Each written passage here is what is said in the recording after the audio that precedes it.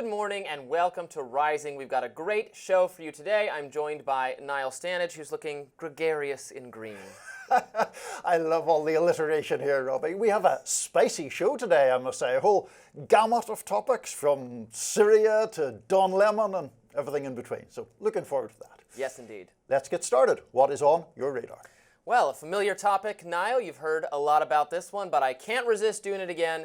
Jake Tapper and Alex Thompson are authors of a new book, Original Sin, which details the cover-up of President Joe Biden's cognitive decline by his inner circle and closest advisors. We are now being treated to details from the book, which include that Biden's closest advisors worried he would need a wheelchair if he had to serve a second term. But the latest news in the last 24 hours is that Biden's final ouster was precipitated by the actor George Clooney because when they met at that fundraiser, Clooney felt Biden couldn't tell who he was. Now, that was probably a novel experience for George Clooney, who is one of the most recognizable faces in America. All these new details are horribly embarrassing, of course, for Team Biden and should utterly doom his advisors if they ever aspire to hold sway over public affairs ever again. But the real question is how much this matters for the media folks who covered, and some would say made excuses for, Joe Biden. Now, to their credit, it's true, Alex Thompson was more vocal than other people in the media calling out Biden's infirmities and has chided the media for being slow to cover the story. He has done that a number of times, and we appreciate it, certainly. But what about Jake Tapper? Remember, for instance, when he said this? I think what we see on stage with Joe Biden, Jake, is very clearly a cognitive decline. Okay. That's what I'm referring to. It makes me uncomfortable you are to no watch somebody on stage that's so amazing. It's so amazing to me that try and figure out an answer. A cognitive decline. Well, when you're trying to tell me that what I was suggesting was I think that you were stuttering, mocking his stutter. Idea, Joe Biden. Yeah, I think you were mocking his stutter, and I think you have absolutely no standing to diagnose somebody's cognitive decline.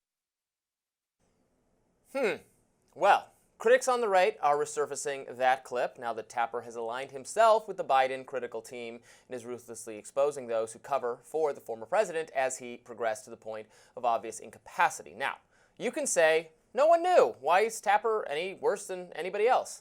Of course, the problem is that lots of people knew. People in the media knew. Rising Friday's host Amber Duke was calling attention to problems with Biden since 2020 and 2021. Here's just a smattering of her headlines over the years.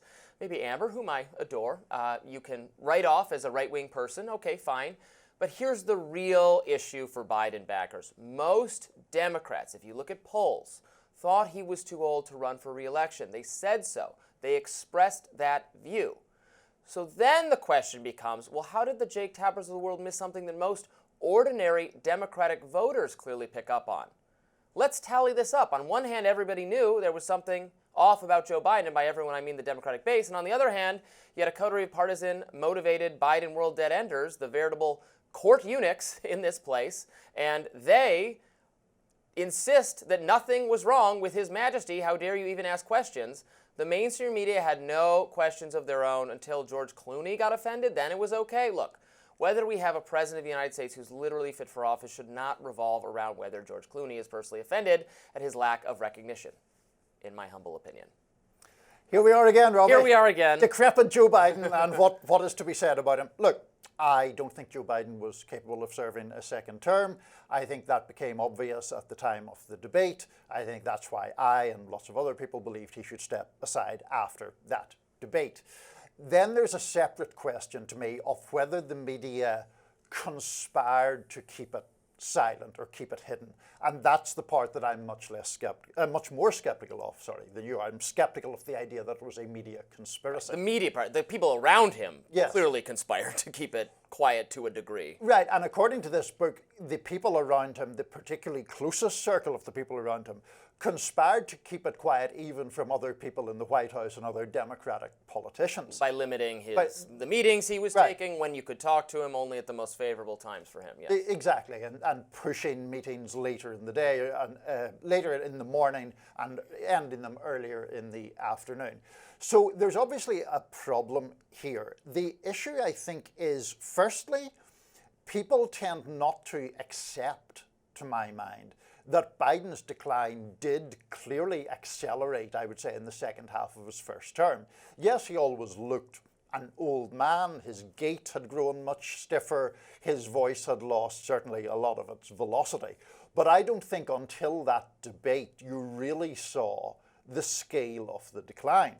And there were, in fairness to people like Jake Tapper and others in the media, there were instances where videos were deceptive. The famous one, I think, is a meeting in Europe, the G7, where it was framed as if Biden was sort of wandering off into the distance, when in fact he was waving at a parachutist. That one, I will concede, was a little bit deceptive. I agree with you on that one, but there were like 3 of them at a row. One of them was from, I believe it was that George Clooney fundraiser, where that was one of the videos where he needed to be led off the stage by Obama. That one wasn't deceptive, and right. it got, it was all 3 at the same time. We're like, there's, these cheap fake videos that are being pushed forward. That's what Karine Jean-Pierre said. I agree on the one, you could maybe make that claim, although she made it sound like they were manipulated in some way. They were maybe edited in an unfair way. Yeah.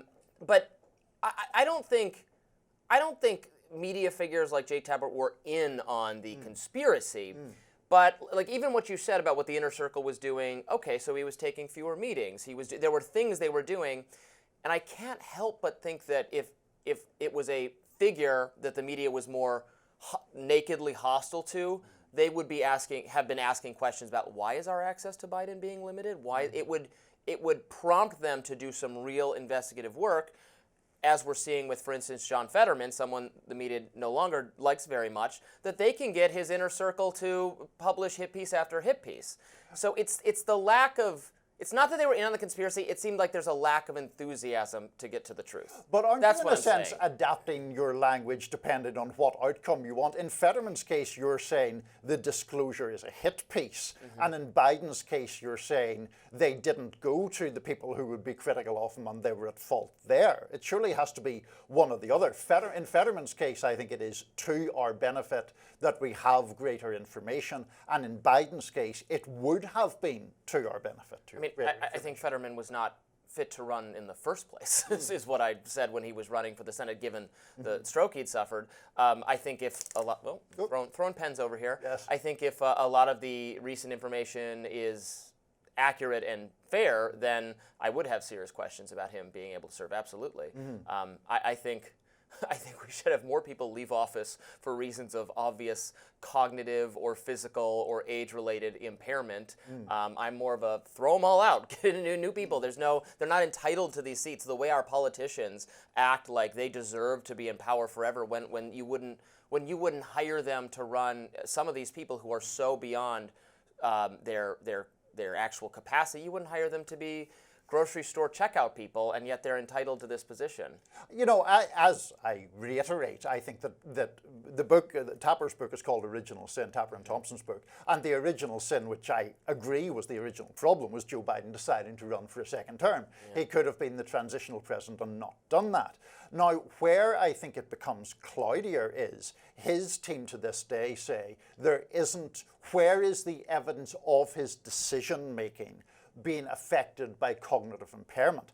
There are lots of his decisions that I think were bad decisions, particularly, not to get back into the Israel-Gaza thing again, but I think his conduct there was catastrophic. But I don't think it was caused by cognitive decline, and that's, I think, a valid point. Well, there is that, but I think when you're out of it in the way that he was, you're less likely to, or just more reliant on, your advisors and just the government to continue functioning by the bureaucrats who are in charge of things, which some people might ideologically think is a good thing. I tend to not think that, especially when it comes to foreign policy, where I want the democratically elected head of the government making the foreign policy decisions, not the same sort of, neoconservative in both parties, permanent foreign policy experts. Trump right now is doing a lot of things in the Middle East that I think are good, and I think you have at least some appreciation for, that I think stems from his own unique ideas or some of the ideas of the people he's brought in, that if you have someone who doesn't have like a vision and a drive to do something different, then you would never, I don't think you would have gotten any of these results under Biden, is what I'm saying. I think we will be returning to Mr. Trump in the Middle East shortly. Yes, we will, because the President Trump, actually called a former jihadist an attractive man. But it's a lot more complicated than that. We'll tell you why. Stay tuned.